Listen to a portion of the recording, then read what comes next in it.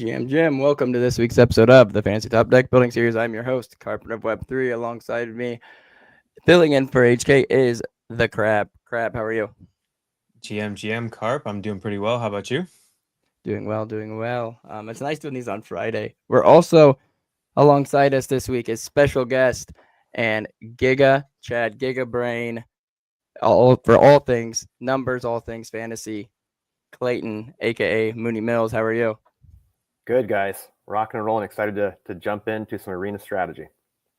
Yeah, very excited. Thank you for coming on. I think the last few weeks since Arena's been started up again, I've just been getting crushed in that mode. And eventually I just had to call it out, be like, I need some help. I'm probably not the only one. Arena specific mode would be a good idea right about now. Heck yeah. Yes. And real quick before we get going, tomorrow there will be we're going to address the arena in the room, or the arena in the room. That could have been punny, I guess, but the elephant in the room. There we all have heard we are on the fantasy page again, a part of the call to action / disclaimer. Even though I am part of the team and we are on the fantasy top official account, nothing that is said on this is to be depicted as coming from the team. Given that tomorrow there is going to be a space / live AMA with Kippet and Mikado, the two of the devs / founders. So I will also be on there helping host and moderate. So they'll be answering all your hard hitting questions and just getting into it. Nothing will be off the table. So that is tomorrow. But today we are going to be concentrating on arena and the love of the game. So again, tomorrow for all your questions, bring them to Mikado and Kippet. So all right, we got that, and then also share, like, comment, all the fun things. So all righty. So we currently have 2 arenas up. We have Fantasy, which is like the one with all of the players and stuff, and then Core. One thing I want to touch on real quick is did it change your strategy at all when it introduced the new players and stuff to the Fantasy, World Cup and stuff? And I loved it. I think the rollout was pretty smooth for, I think it was like a dozen of the community members at first, and then the following week another dozen. And I think that's the sweet spot. Any more than that would have probably been overwhelming, especially to newer players. Perfect. So did you kind of feel like you had an edge knowing these players, or do you kind of stay away from the newer players, or how'd that mess with your strategy, or how did that play into your strategy, with these new players? Yeah, so my very first thought was understanding the mindshare and the multipliers. And then I started with the core heroes who are also fantasy top players. So Kaleo was probably one of the best examples. So the multiplier there, Star Platinum, I believe. HK nowadays, as well. Yes. And so that mind share is a good reference. And obviously it can change pre-tournament, during the tournament as well. But the multipliers, if you look at the winning decks, most times there are at least 2 heroes in the winning decks with the multipliers. Absolutely, yeah. A lot of the top decks always have. Generally, if you look at the mind share, you can see the heroes with the top mind share. And this week, you've seen it change quite a bit there the last day, because mind share changed quite a bit and went to some other heroes that were actually players. So it's cool. I really that's when I play more. Even this week, I put a lot more lineups into that because I feel like I have more of an edge knowing the players, right? It's fun to bet on friends too, yeah. right? Oh, it's so much fun. Another thing I noticed with fantasy top player heroes, a lot of the times they can be some of the lower star options too. So not only can they get those pretty strong multipliers, but can also really help piece together a strong deck just with some good low star options. Yeah, and I think it's cool to watch it evolve too. Obviously, they've addressed some of the gaming of putting the posts into more popular threads. And every week that evolution, I think it's ultimately going to bring us to a pretty just sound, player base. But I've got to give it up to Bonsai Nate for going full God mode in the early arenas. consistently in those first few too, like consistently crushing it. Absolutely. But yeah, so one thing, what you were going to kind of take us through a little bit of your strategy and partly process, right? And just what you, go through in deck selecting, the stats you take into consideration. And I know also, I think a big part of your strategy, not to put words in your mouth, but from just posts I've seen, you considering about how many decks you're going to put in and submit as well. Is that right?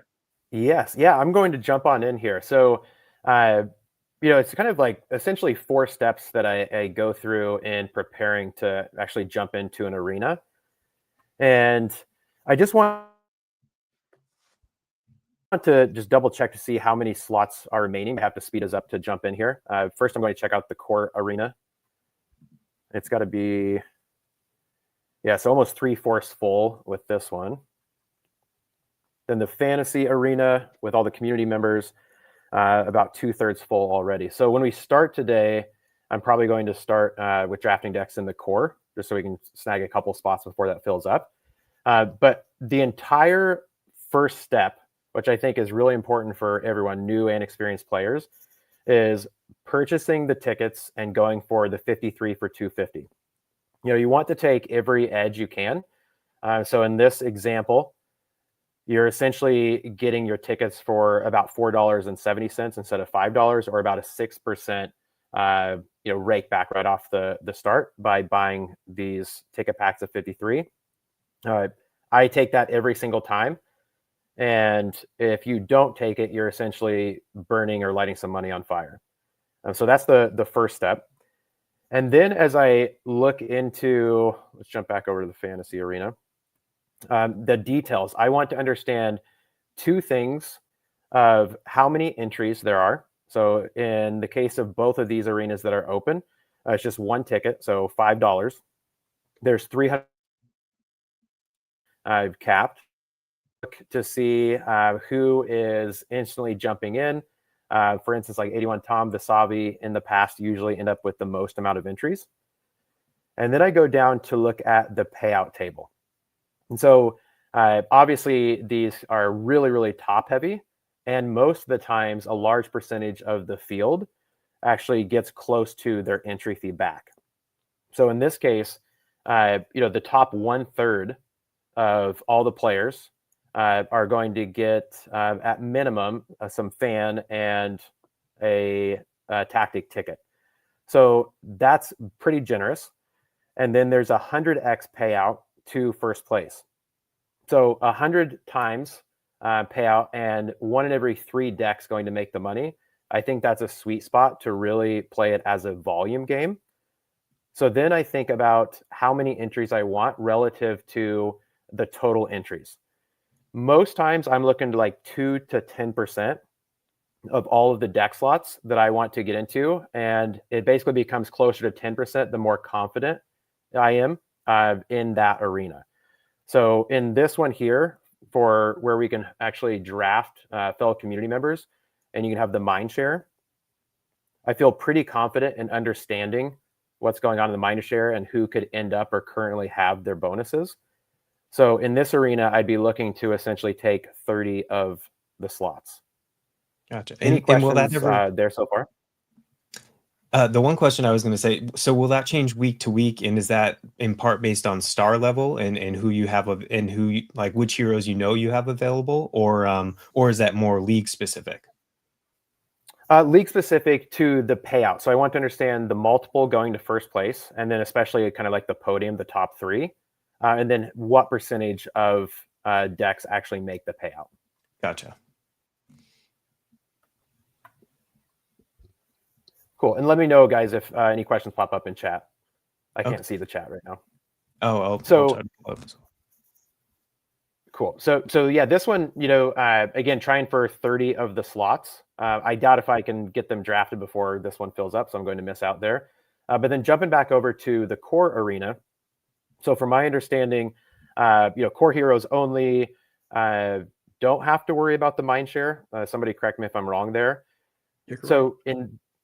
Okay, cool. So in this situation, I would have a little bit less confidence or feel like I have a little bit less edge. So I might end up with somewhere between like 15 and 20 decks.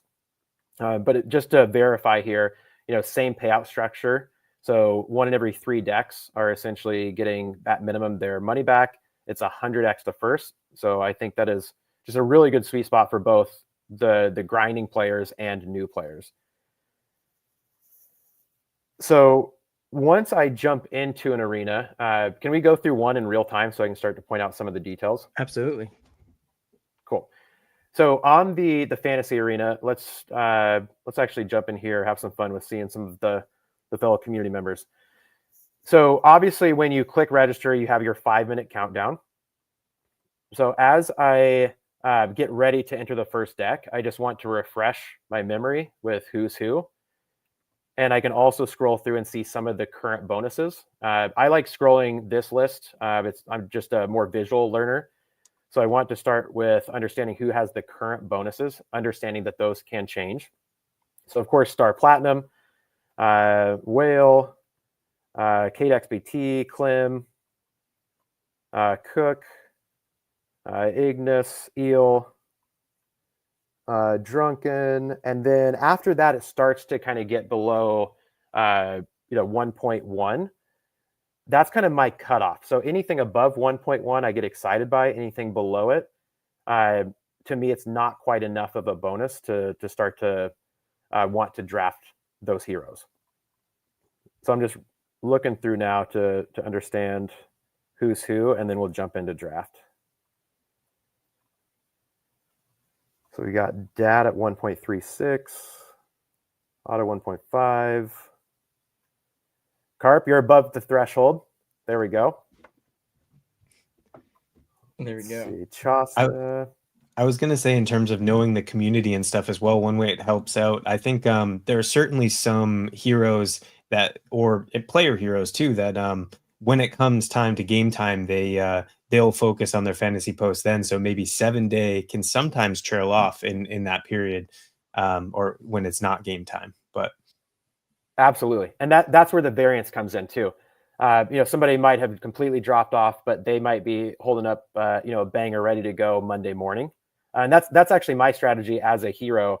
Is I feel like the crap posting goes the furthest, so I try to think of something that is rage baity that I could put out on a Monday by like Monday afternoon, and then if I see my score get above 200 points per star, then I try to refrain from doing any other posts during the tournament.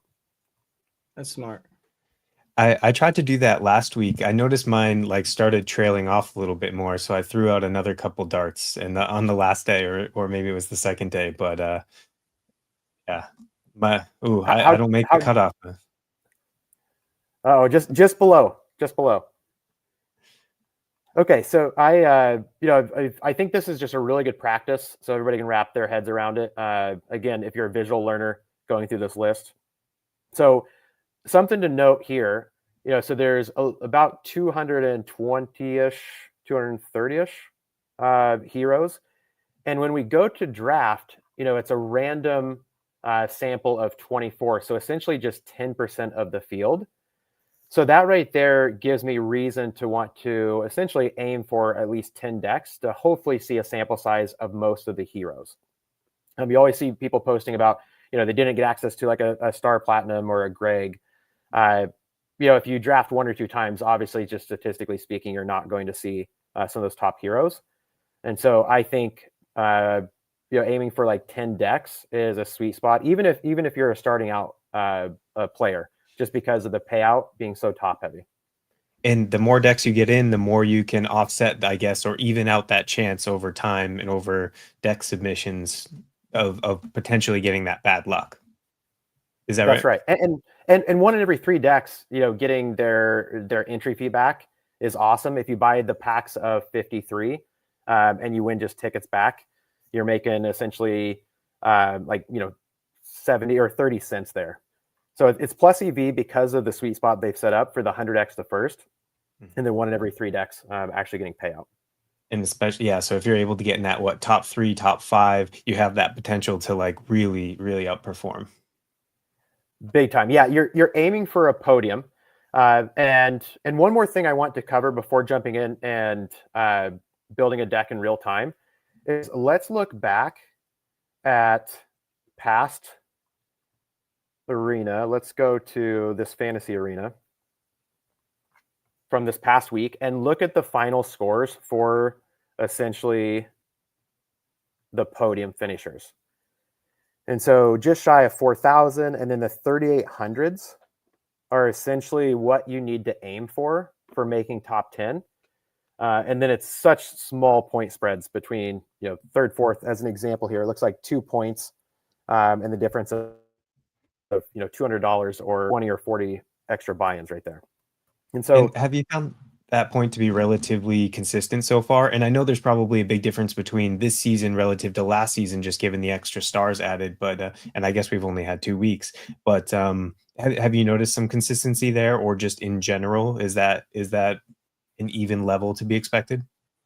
yeah, I've actually been aiming, and I've actually shared this with a couple of the other players that I stake in arenas to aim for 3,800 points, which means that when you're building a deck, which I'll jump to here, when you're building a deck with 19 stars, you essentially need to aim for 200 points per star. I think one of the easiest metrics for anybody to wrap their mind around when playing arena is ask yourself, can this hero perform at 200 points per star?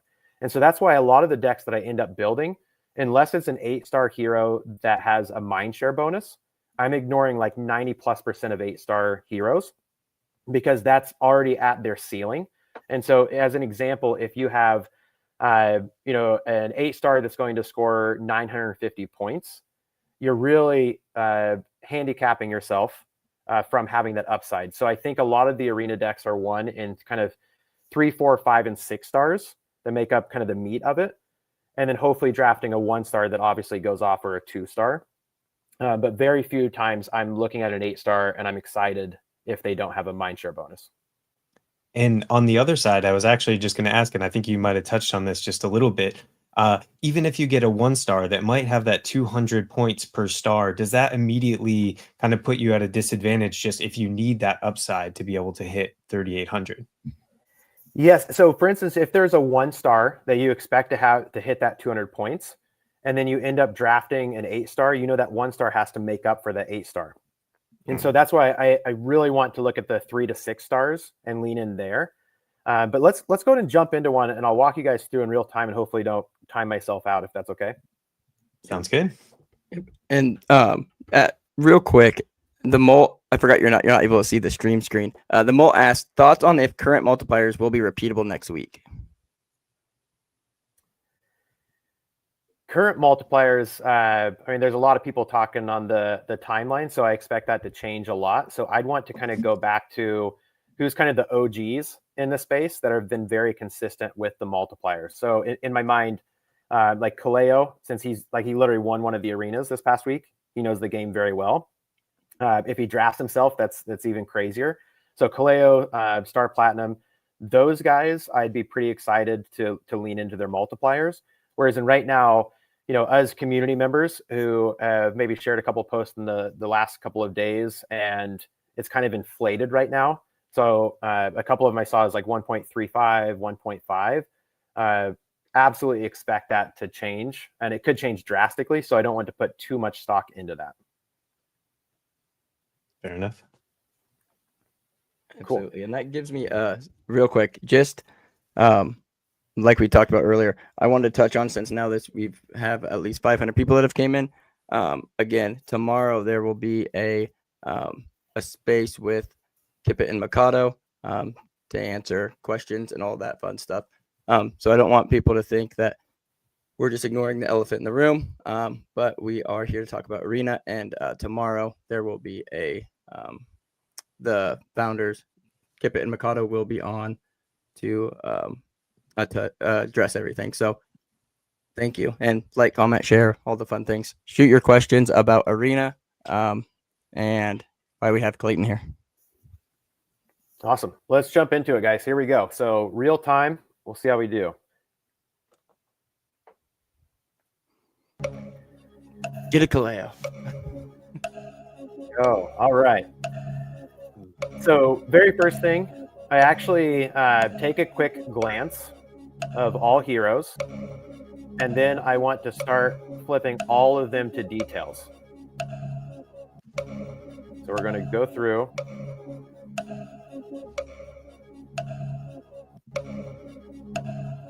All right, so then I scroll back up here to the ones, and I want to see if anybody's recently been posting and what that is kind of trending towards, if they have momentum going into the week, which I know HK covers a lot. And so, for instance, meme, I instantly see in the last day a 500 score, but then average score for 7 days and 30 days, not that impressive, obviously, for the 2 stars, even if he was 1. One piece of feedback I have in Arena is I completely ignore their 1-day rank.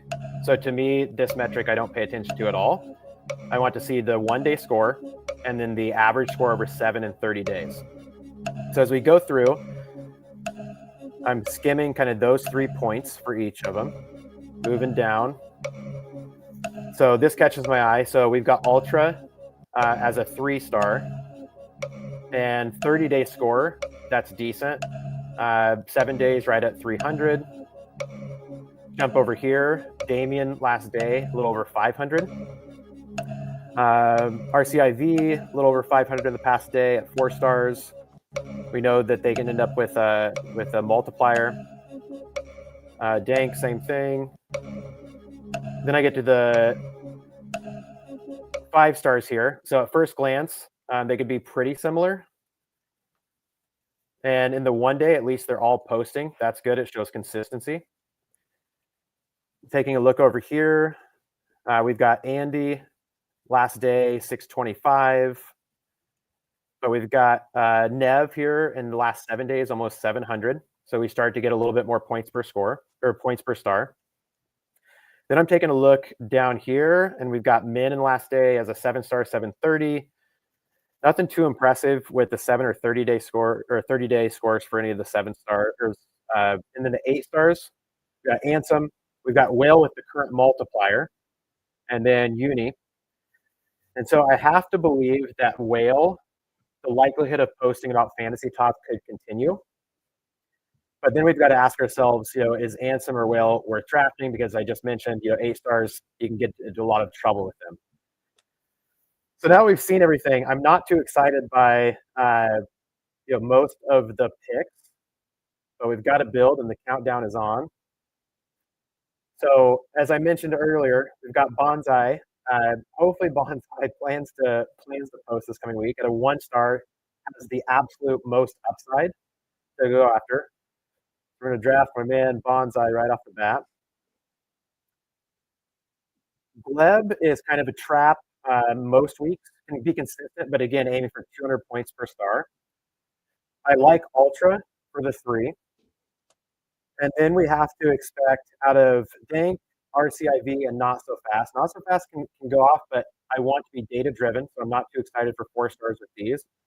So I have to hope that one of these guys are going to continue to get the multiplier and post a lot. So we might come back and snag both of them.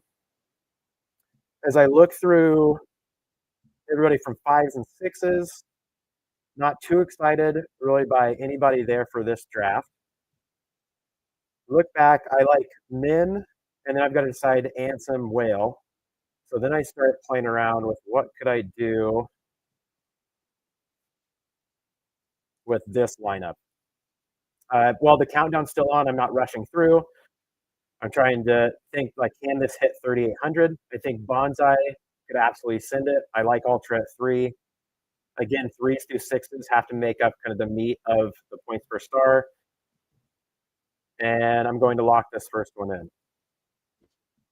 I like that one. Sounds good. And I know you're very data-backed, very data-driven on this. How much does judgment come into play especially when you're in between some of these?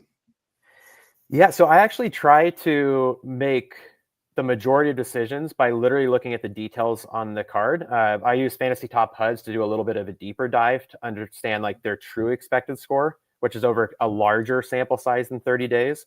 But where you really have to lean in and basically kind of scan the timeline, is on the Mindshare bonus, and understanding, like, for instance, HK and you all are really good about sharing if a hero is going on vacation, AFK for any reason.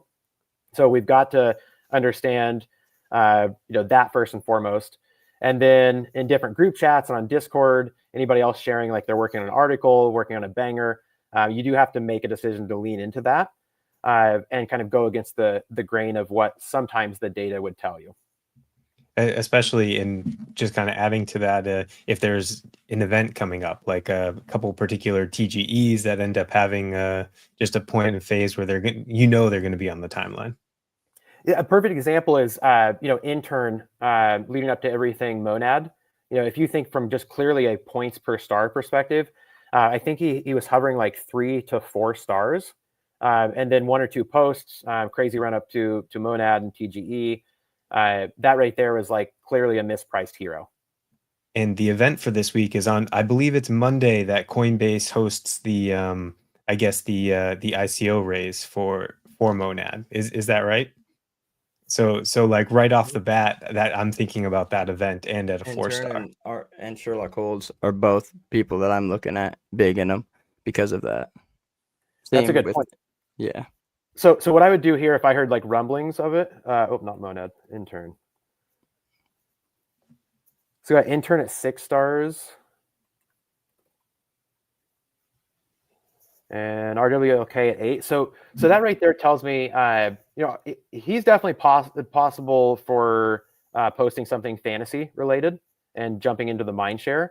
But this would tell me like he's hit a ceiling, whereas an Intern at 6 stars seems kind of like a sweet spot. We obviously want the best star discount we can, because we're just focused on points per star and aiming for the 3,800 points.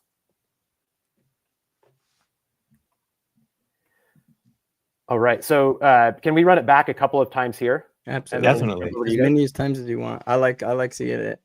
Cool. Seeing Yeah, that work. I'll keep the same process.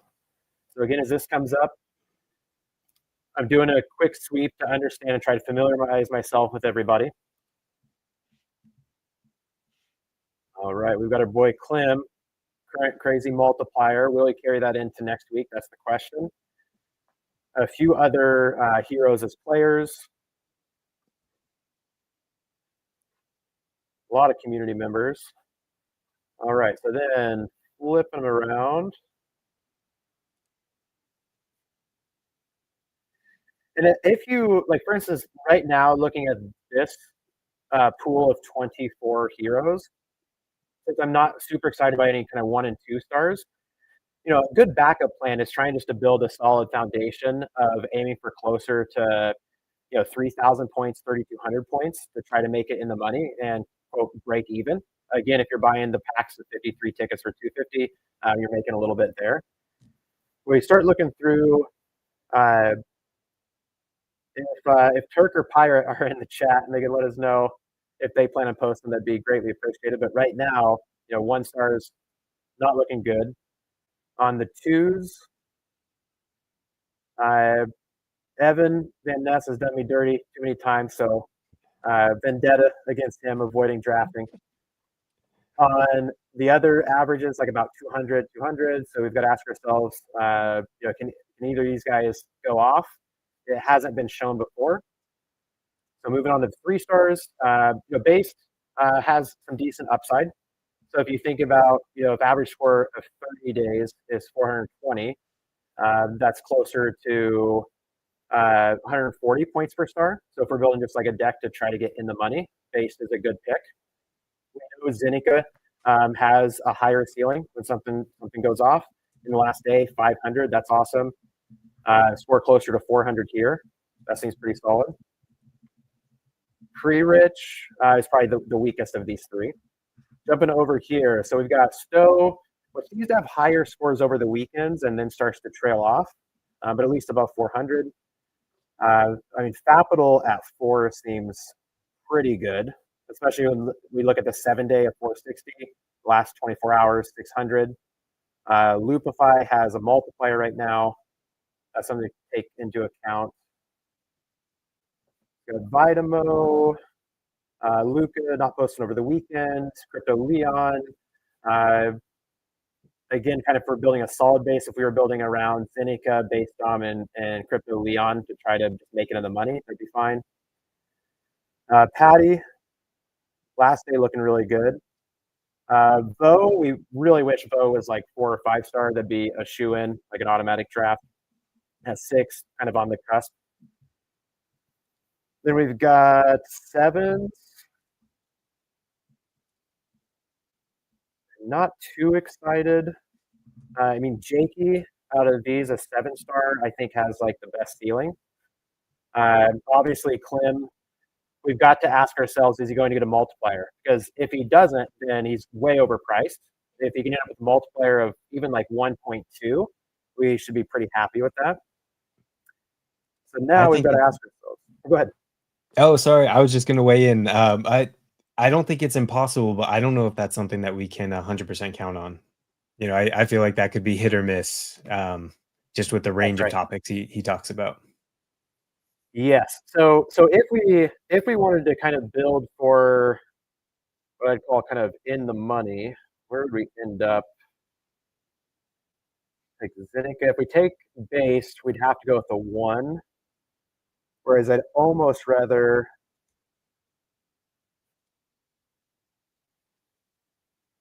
take a little bit of risk off the table and kind of handicap ourselves from having like an awesome, 3,800 score. But something like this with this draft pool, I'm not feeling too bad about.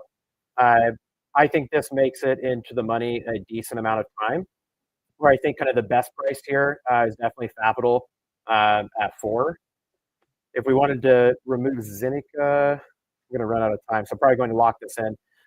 Patty wouldn't have been terrible. Neither would Bo. Bread, I'd rather at 4 or 5 star.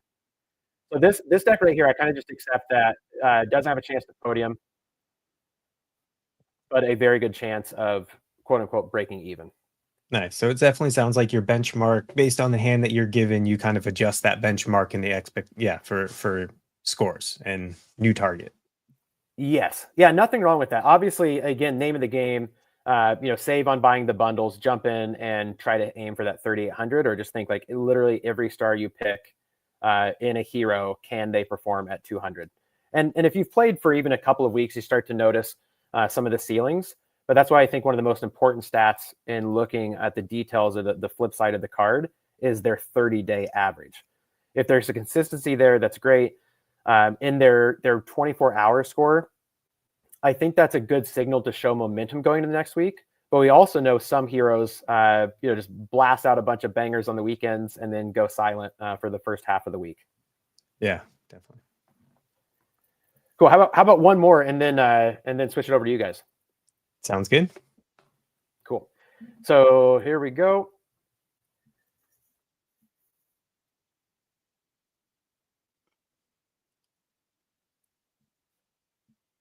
All right. So as we scan here, one hero that was undervalued when they debuted, Luke Cannon, for sure. I think I ended up top 10 with a couple of Lukes in like the 4 to 5 star range.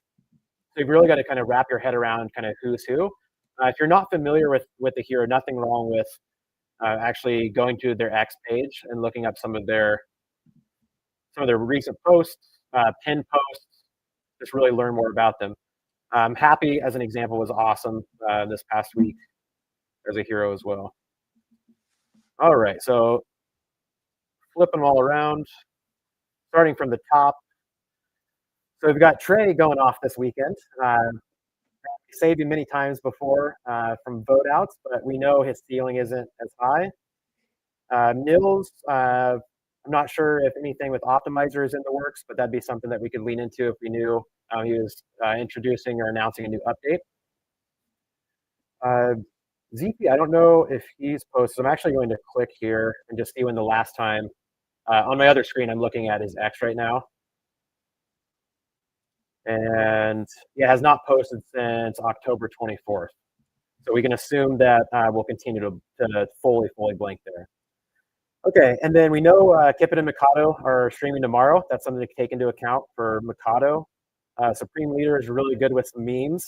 It can definitely have a higher ceiling. I scan here. So Keyboard Monkey at 3-star. Decent for points per star if we look at his 1-day and 30-day, and still above it for above 100 points per star for the 7-day. Damien. We have Loopify that we saw in the last draft. Again, I don't know, and I would not count on that multiplier continuing into next week from Loopify. Happy at 4 is kind of on the cusp. DCF, and this looks really good. That's really high over the weekend. Same thing with Bandit, so something to consider. Arthur, I don't like the spread that the 30-day is the lowest, so we'd really have to bet on his momentum. Base Carbon puts out some awesome posts. Last day, 750 at 6, that's pretty good. We've got Mosi, little overpriced there. Luke is definitely overpriced at 7. Again, 4 to 5 star. That's a sweet spot. Question is does Choose Rich do something crazy to keep the momentum? Otherwise, when you draft at 8 stars, you have to assume that you're going to hit the 700 to 800 range, and that is going to cost you dearly unless you have some 1-stars. They're going to make up for it. In this case, we don't look to. So I'm going to try something here. I'm going to start with Mikado and Supreme Leader, since again we know Stream is happening tomorrow. Supreme Leader is good with some memes. Got. Chief Zinga's looking okay for 1 day, but we can expect it to be under 100 points per star. I really like the Bandit and DCF. Let's just play around with a couple of things here. So we did that. World went off last week as I think 1 or 2 star. Was definitely in some of the decks that made like top 15, top 20. So we've got to ask ourselves, are we going with all the 5s? I'm pretty paranoid about World with taking up this last slot. So I wonder if, as an example, I could do something like take base. And this is a tough call here. Chief Zinga, 400s expected. Loopify, multiplier. Maybe we go Loopify in this case and just hope there's any kind of multiplier. If that's the case, I think this looks better. I was going to say that could be a tough bet. I don't see him posting about fantasy a ton. I think this week's post might have been topical, but could be wrong. Yes, yeah, and I'm hoping, in this case, I'm going to lock this in. I think pretty close between Happy and Loopify. And maybe this is gonna send me back in time. We're gonna find out. Oh no, okay. We'll just go back through. I'm gonna let you guys vote on this one. What would you do for the final spots? I was on board with you with Carbon for sure. I thought, I think he's very fantasy aware. He plays as well. I definitely lock him in. Let's see, 9 stars. You did a 5 and a 4 before? I think Bandit is really consistent and countable over well. I don't know if he necessarily has the same upside. And what were his points per star? Yeah, so I think basically in this case, if we give him 600 points expected, so 115, 120 points per star. Gotcha. So on the lower side there. But if we did something if we took Bandit and next week, there's a chance he could lean in and actually get Mindshare. Do we agree on that? Yeah, absolutely. Definitely. So that probably puts him a little bit over the top. And I'll lock in Loopify like I did before, but I do think this is pretty close between the 4s. So I'm basically just betting on Loopify having anything to put him on the Mindshare board between Monday and Wednesday of next week. Sounds good. And so would you say that one that you're targeting in the money there with 3,200? What was the expectation there? With that one, so that might again. Oh man, run it back. We might have to switch over to you guys. I'm not quite sure. Okay. When Yeah, something like that's happened and I've done a hard refresh, sometimes that works for me. Okay. So yeah, to save time and kind of a remaining like 20-ish minutes here, if we want to jump over to you guys, I'm happy to. But yeah, in that deck, I would expect it to be in the money a decent amount of time. So like definitely a plus EV deck. But really, really looking for that 3,800, which equals usually like a awesome 5 and 6 star, and then a really good 1 to 2 star to draft that we expect points per star to be actually over the 200 points. So that's the sweet spot we're always pursuing. And again, that's why you want to focus on sample size and go to draft, in my opinion, at least like 10 decks to give yourself a chance to see all of the pool. And real quick, the Molt had a question. I missed it. It was like 8 minutes ago. But he said, thoughts on utilization. Do you try to diversify, or every time you get Ultra at 3-star, do you select it? Good question. So if I'm getting closer to the 10% of decks, I'm definitely diversifying. So as an example, Cirrus this past week, I submitted, between the 3 arenas, like it was 80 some decks, and I ended up drafting Cirrus about 2 out of every 3 times. I told myself, like, there's a chance I think he's traveling, and I said, okay, as a 1-star, if he posts, this is going to be a very clear, like, awesome points per star, and he has a really high ceiling, being the lowest star. So I told myself, like, basically 2 out of every 3 times I'm going to draft. And it ended up being about that. And what I noticed was the decks that made it in the money with Cirrus in them, I think that was a really good opportunity to quote unquote free roll, because the kind of the first 4 added up to get us in the money. And if Cirrus had posted, that could have propelled us or catapulted us to a podium. Gotcha. Perfect. Cool. So am I up there, Carp? Yep, you are up. All right. I might go back to the fantasy arena. I feel like that's where I feel like I have the better edge knowing the community a little bit. Yeah, I've got like 20 some decks almost, or I will have 20 in. Right now I have 21 decks in the fantasy arena. Oh, already? Nice. You're ahead of the game. I've been doing it. Like I had like 17 in, and then I did a few more taking Clayton's advice. Nice. Well, so I'm going to go through the process. I'm going to try to follow your steps here, but I might ask for a couple of reminders and some advice as I go. Is that all right? For sure. All right. Oh man.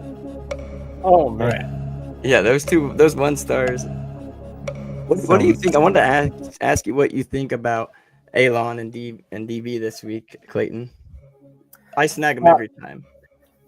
Alan at 1-star has won me like multiple arenas, and that's like huge upside. DB, I would have actually in some situations avoided him more often than I think most other players would have, especially like over the last kind of month. It feels like he's kind of toying with us or completely switched over to another account. It was interesting seeing him as a 4-star, but in this draft, we'll have to look through the details, but instantly, like, Alan is in every time. Definitely. And I tend to agree with you on DB as well. I think once upon a time, maybe a month and before, I continue to take that chance, like probably too much, to be honest, but like just tried to balance that upside. I do agree with you. I feel like not that he won't post or not that it's potential, but there's better low star options available to take that risk, especially as it just seems the risk seems to outweigh the reward these days.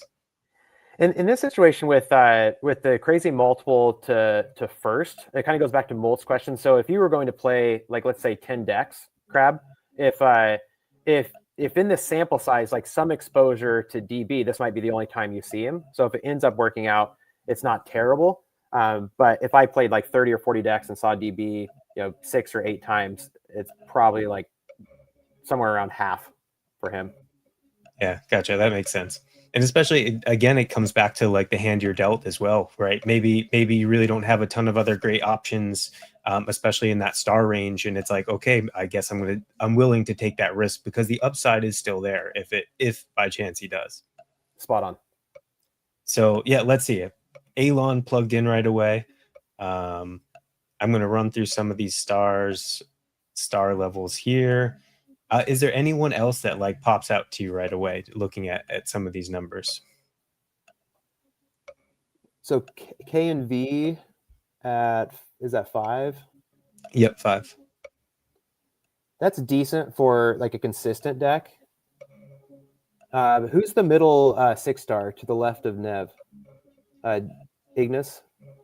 Oh yes, yep. And I think in particular he just posted in the last day or so about fantasy. So he's got that high multiplayer flyer, which isn't always consistent. Like I don't usually see him on the, at least if memory serves correctly, see him on the Mindshare. But I feel like this week more than most that multiplier number could be a little bit misleading. And I think so. The average 7-day score for him, that's something to consider, though. Him and Hugo. Hugo is obviously more risk, but I like the idea that at 6 he's getting close to 700 in the last 7 days.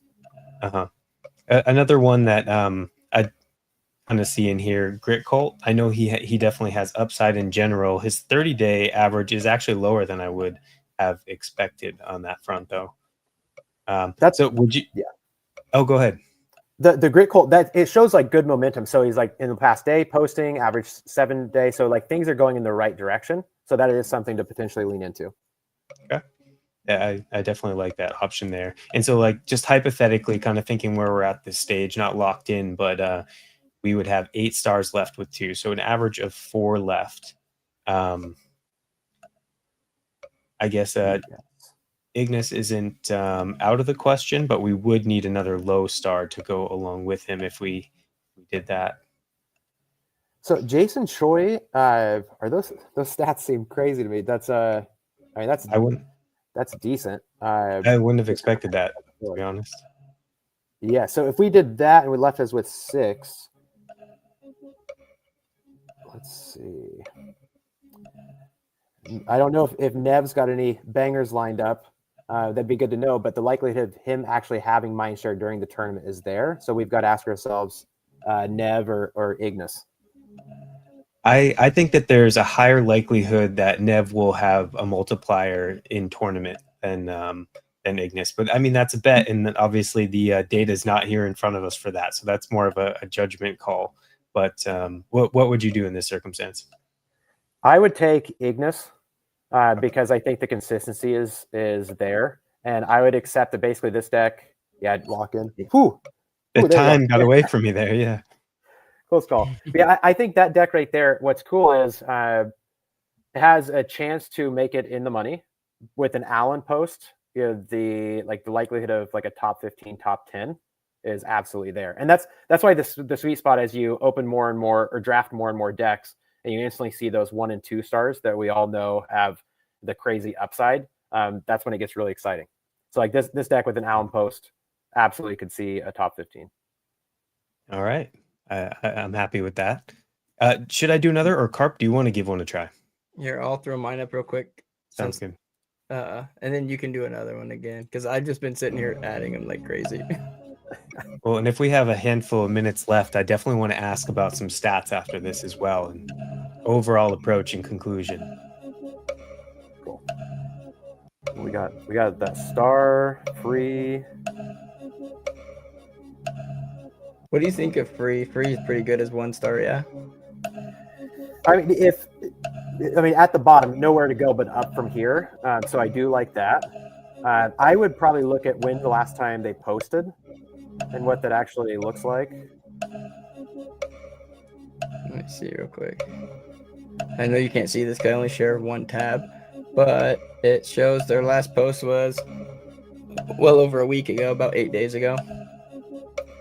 So that'd be something you had to take into consideration. But I instantly see Smokey the Bear at 2. Smokey's performed pretty well at the lower stars. So like Smokey there. Again, Zinnik has some upside. I'd ignore the Gabriel Haynes and stats multipliers. Same thing with the Loopify like we talked about. I generally like Sammy just because he's been really big on some of the new metas. Same with, I generally pick Mosey too, but after listening to your tips today. I don't know if I'm gonna go with Mosey. I still might go with Sammy, but probably not Mosey on this one. I do want to go with Star though. What's up? What's the details on Sammy? Can you flip the card? Yeah. And Star with the multiplier for sure, if we can fit him in. He's Pretty good. Is he a 4 or 5? He's a 5, isn't he? So it's just over 100 points or 100 points per star, but not considering a potential multiplier though. The multiplier plus the 1 day, I mean, that shows some positive momentum. Can he keep that up? Obviously, going to next week. So that's a question that I'd have for myself. But if we took him, we have to go with a 1 star, which would be free. So then, yeah. To me, this is like risky, but man, if this works, like this is solid. Like we can expect a multiplier from Star Platinum. Zynga and Smokey and Free have crazy ceilings, points per star wise, and then Sammy, the consistency plus the momentum from the past 24 hours. Like this is a pretty sweet lineup in my opinion. And then I wanted to get your tips on some of my. I think I have 26 in now. What do I have? I have 27 in now. But this one right here, I think it could go nuts. This top one. Oh man, yeah, Waz at 1 star, Icebergy like at 2. That's a sweet spot, and then. Let's see. So Based and Jesse A7. That could be a winner. And then with the like some of these, this one was a spray and pray from earlier. Not really spray and pray, but it's definitely would have been a better core one. Do we know if Adam is back? We don't. I just like I'm not sure. Star. Yeah, I made a mistake. I actually started drafting in some of the decks last week, in like the first wave of drafting. Was taking him, and then somebody said, "Hey, he's AFK." Like, oh crap. Okay, so I didn't know that last week either. Yeah, I had him in just now. I noticed he blanked, so but yeah, much too late after the fact. For sure. But yeah, this is, I mean, just leaning in, just like anybody watching the stream now. I mean, there's got to be like a dozen, bullet points that can help you play better and wrap your head around the game. So I think it's a pretty important, and I think most of us are visual learners. So watching these drafts have been fun. Definitely. I think I'm going to have to watch this video again and replay as I'm kind of going through decks, because I want to go through and at least, I mean, who knows by the time I get to my decks, I don't know if it'll be full or not, but I would love to try to hit that 30 this week. That'd be awesome. Yeah. And hopefully, I mean, these look like they're going to be both filled up relatively soon. So if a third one opens up, everybody can jump in and try to get at least a few decks in. But yeah, just to recap, like buy the 53 packs to give yourself that advantage. Understand that historically speaking, like 3,800 points is what you should expect to give yourself a podium run. So every time you're drafting, you've really got to think through of, can this hero perform at 200 points per star? And 8 stars, most of the time, they're already kind of capped out at their ceiling. Whereas in the 1 stars can be the winners, but you're really building the meat of the decks than the 3, 4, 5, and 6 star heroes. Awesome tips. And could I follow up with just kind of, I know you're super data backed. You also keep track of your stats quite well over time. So I was wondering, by using this strategy and approach, what kind of stats have you come? I know you often will post about your return over time. I don't know if you have a certain number of percentage of decks that are in the money, etc., and any other stats that kind of reflect the success of the strategy over time. Yeah. So after this past week, I actually have. Let me just find it here in my stats on a note here, and I can post this later on X. But with the Tactics/Arena, so I've played 750 decks. Total winnings is 9,236. Total profits 2,561. So ROI of today is 38.4%. And I've been saying since day one, I think the best players in the game can maintain a 40% ROI. And I say that as a past poker player. So to me, arenas are very much like sit and go tournaments, where it's capped with the field size of players. It's, again, the sweet spot is like 1 in every 3 decks make the money, but you're looking at like 50 or 100x payout to first place.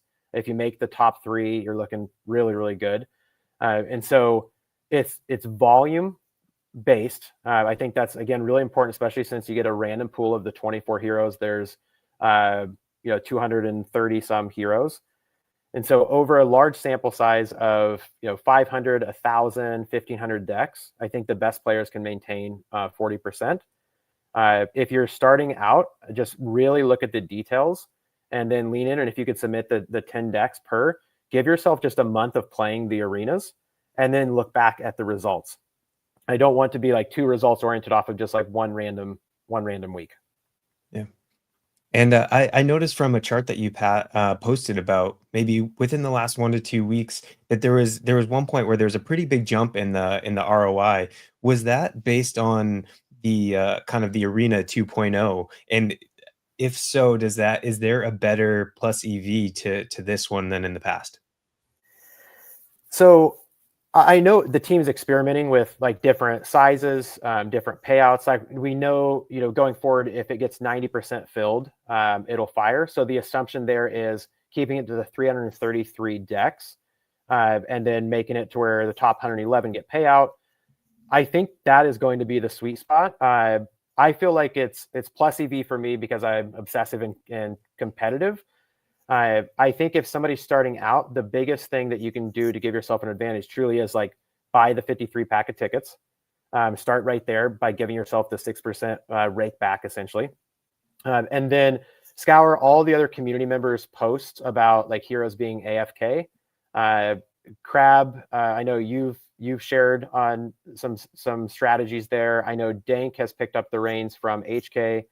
Carp, I know like you interviewing heroes and hearing their strategy and if they're like actually playing the game, like all of those points are alpha. So we all have to lean into that. But at the end of the day, just like data-driven decisions, large sample size, do the volume. Like I'm very excited for this format. The 333, it'll fill up. The 5 ticket, that's the lowest barrier of entry. Like I truly think this is a sweet spot. Agreed. Nice. Okay, man, Cool. I learned a lot on this one. So definitely this is the week. I knew this week was going to be the week I put the most amount of tickets in. But yeah, like as we were in the stream, I went from I literally put in like 10 because I was like, I got to keep this fresh in my mind. I'd be drafting and someone you were talking about, like would be on my screen, like sweet grabbing him. Like there you go. Yeah, your brain really, after seeing like so many pools, it's gonna train itself too, and that's what's exciting about the arena is, like if you can open up like star platinum, and then all of a sudden another star platinum, like that's the dopamine hits. That's part of the game that we've all come to appreciate and love, and it's such a crazy innovation and dynamic, having heroes who consistently play and perform in the game. Absolutely. Yeah. Cool. Heck yeah. Well, thank you so much. I'll get some shorts. Hopefully this week's not as hectic IRL and stuff, so I'm able to. I'll get some more clips out from this, and because I think there's a lot of good information. So I'm hoping this weekend to clip the last episode and this episode as well. Get some clips out. So yeah, thank you so much, man. It was awesome, especially being over on away from home. Really appreciate you coming on. Yeah, no, thank you for helping the strategies. And also for anybody watching, definitely, if you're not already following him, he always posts, he open sources his strategies all the time, continually posts these breakdowns and stuff. So yeah, awesome talking to you today. Thank you for some strategy. Hopefully I can do a little bit better this week. Thank you guys for having me, and good luck everybody. And yeah, reach out at Mooney Millions on X. DM me if you've got any questions. Happy to help. Sounds good. And check out FT HUDs as well. He runs that in the background. I know he's continually updating it and stuff. And there's a lot of info and additional deep dives and player data there too. Absolutely. Thank you guys. Awesome. Great talking to you. Right. Bye guys. And remember tomorrow morning, I believe it's at, let me do the math, 9 a.m. Eastern, the Mikado and Kipit space stream thing, answering the questions and stuff. So 9 a.m. Eastern tomorrow. And thank you guys for watching. We'll see you guys on the next one. Bye.